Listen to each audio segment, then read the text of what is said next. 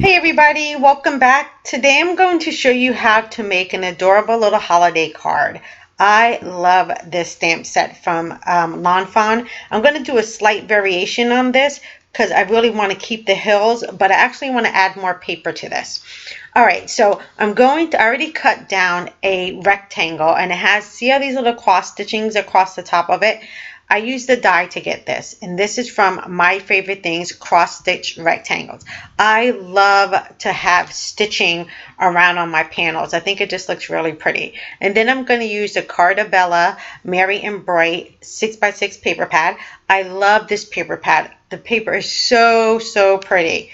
Now what I did is I just grabbed a scrap piece of Copic Express paper, and I'm using the Snow Day stamp set from Fawn, and I'm just going to lightly color in two of the little bunnies.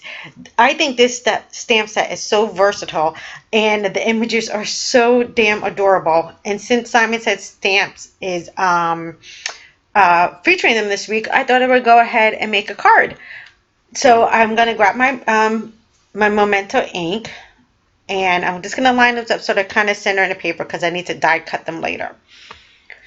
And now all I have to do is ink up my stamps. And I probably could have did this on a Misty as well, but it was kind of out of reach right now, so I'm just going to go with a regular acrylic block. I'm just going to make sure I press down firmly so I can get a good impression the first time I do it. And it did. Voila, look at there. Aren't those little bunnies so cute? Oh, they're so precious. So now I'm going to just grab some simple Copic markers and do some really speedy coloring. I'm just doing T0, T2, and R20. And since these images are so small, I'm not going to do a lot of shading. I'm just going to add down some color because I really want my bunnies to look like they're white. But you know, when you have something white, it also has shading to it.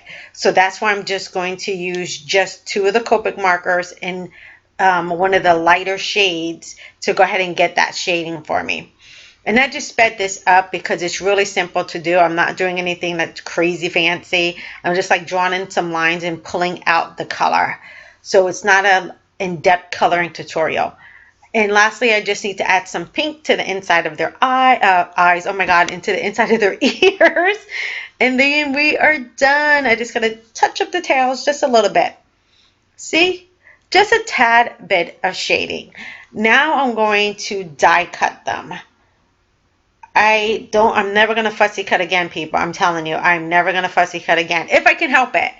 I am horrible at fussy cutting. So either I'm going to have to use dies and this post-it tape here, or I'm just going to have to use my pick scan to do it because I cannot fussy cut good at all. Alright, so now I have die cut my little bunnies. And I'm going to go ahead and pop them out.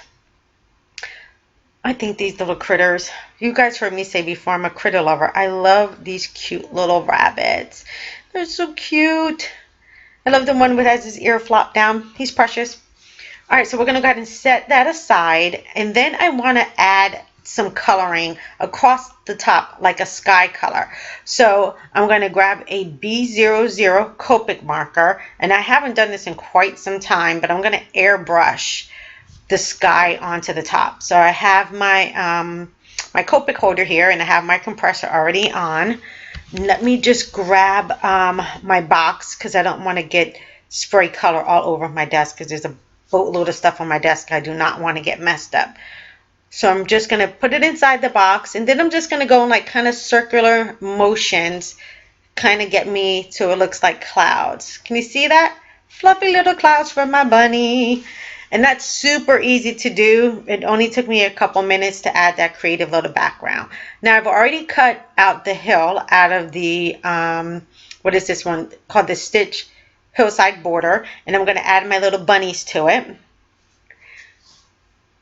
And I'm also going to add some trees. So what I'm going to do is grab another piece of paper out of this pretty paper pack. Something that's going to give a great contrast to the hills. So I'm going to see if I got any scrap pieces first before I actually pull out an entire sheet. because I like to keep my scraps right tucked in the back with an envelope, and I can keep my scraps all together. So I'm going to use this striped one because I think that's going to go nice with just the subtle polka dot of the hillside. All right, so now my little trees are cut out, and what I love is double-sided paper so I can use either side. So now I'm going to go ahead and assemble my card. And what I love about pattern paper, especially if it's double-sided, it gives you the opportunity to get totally different looks out of one paper pack.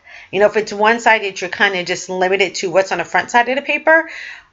But this way, you can use that paper on a reverse size and get multiple different looks just off of one paper pad. So now I'm going to add just a tad bit more adhesive because I want to kind of line this up, not just right on the end. So I'm going to be playing with this just a little bit, trying to shift over exactly where I want my hill to start and end. So at first I was like, oh, I'll just line it up with the cut mark on the end. Then I'm like, no, I think I want a little bit of the hill. So I just played around with this until I figured that where I was placing the hill was going to give me enough space to put my trees on there. So I have a nice dip and a hill part that I like. So now I'm just going to cut off the rest. Now I could have measured this out in advance and just cut that part, but I already didn't know exactly where I wanted that hill, that valley and mountain part to go. So I know I wasted a little bit of paper, but I think we're going to be okay. We didn't commit a paper crime yet. All right, so now I'm going to place on my cute trees. And I could just like tuck them in underneath the hill, and then I'm going to pop one right on top.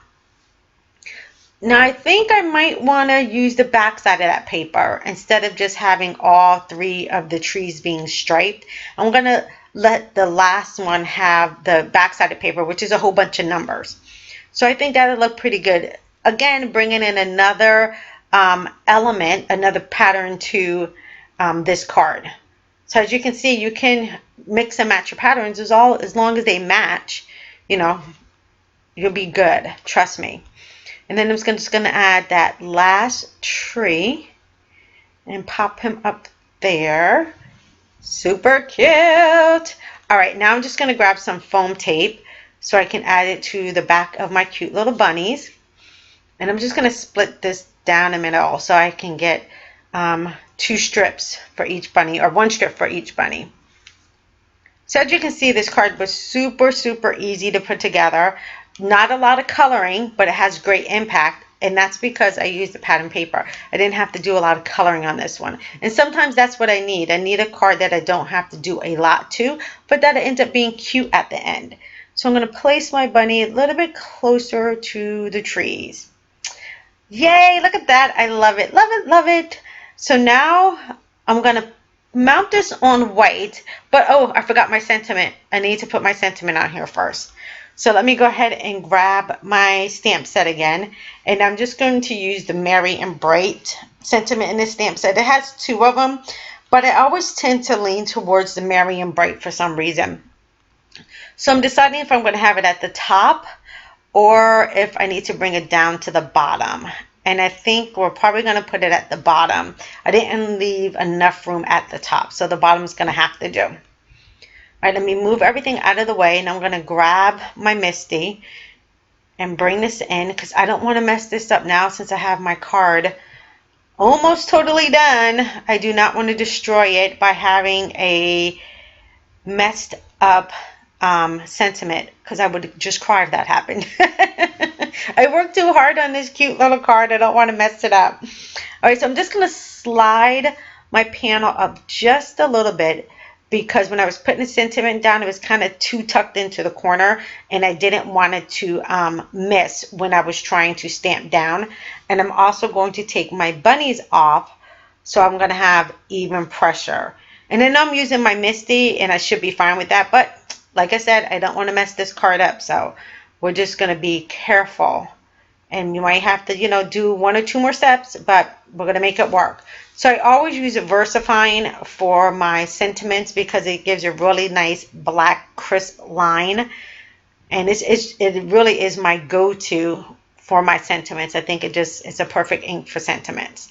So I'm going to line that up, make sure I have it where I want it, and then I'm going to go ahead and press down. Nice even pressure, and voila, look at there. Yes, this Misty tool is so worth its money in gold. All right, I'm going to move that out the way, and then we can bring back in our bunnies and pop them right back up on our panel. Super easy, super cute. Oh, I love how this card came out. How cute is that? But now I'm deciding that I don't want to have the background white. I grabbed another piece of paper out of that Cardabella Merry and Bright 6x6 paper pad, and I'm going to add one more element. I just didn't want the background to be white. I think it needed a pop of color, especially since the panel was so small. So I'm going to go ahead and cut that down, and then we're going to go ahead and assemble the card. And like I said, I really, especially during the holidays for some reason, I really love working with Christmas pattern paper. I don't know what it is. It just makes your cards come together so great. Number one, so quick, and just with nice festive pops of color. I might not use pattern paper much, but usually during the holiday, I really start cranking out this stuff. All right, I'm going to lay that down, make sure it's evenly on there. I'm going to grab back in my panel. See, to just add just those little circles in the back just really make the panel actually pop more than if I would have just left it on a white background. It kind of draws your eye in to exactly what's on the panel. So I'm just going to use the last bit of this foam tape. I've gotten lazy. I'm not even cutting anymore. I'm just tearing it. All right, so I'm going to pop that up. All right, yay, our card is done. Look how cute. I love it. And pattern paper was the magical trick on this card. Thanks for hanging out with me. You guys take care, and I'll see you soon. Bye-bye. Would like to see more crafty videos from me, make sure to subscribe. You can also now find me on Periscope under the broadcast name of MZ Dana Joy. You can also find me in all my social media links and my blog, gotjoycreations.blogspot.com. I will see you guys soon. Have a fantastic day. Take care.